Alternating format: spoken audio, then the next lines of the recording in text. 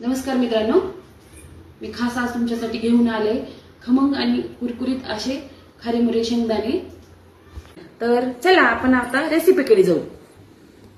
1 वाटी शेंगदाणा, 1 वाटी मीठ आणि आपण इथं घेतलेलं आहे 2 ग्लास पाणी। आता आपण इथं गॅस चालू केलेला आहे। तर आता आपण इथं गॅसवरती पाणी उकळायला ठेवलेलं आहे। पाणी उकळून घेऊयात। तर आता आपण थोडं चवीपुरतं मीठ टाकून पाण्याला उकळी आलेली आहे।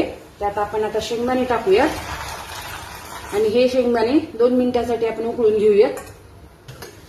तर आता 2 मिनिट झालेले आहेत, पहा आपले शेंगदाणे उकळून झालेले आहेत।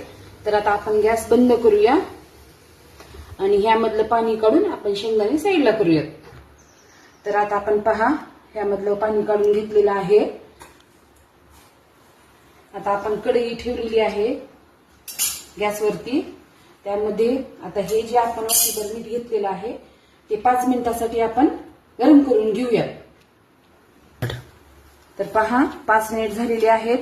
आपल्या मिठाला सुद्धा कसा रंग आलाय गरम गरम।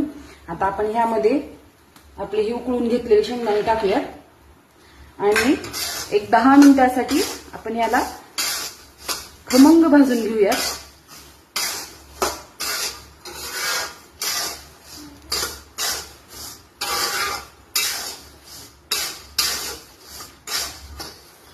तर पहा आता 10 मिनिट झालेले आहेत। आपली खमंग असे खारीमुरे तयार झाले। तर आता आपण ह्याला मिठामधून बाहेर काढू।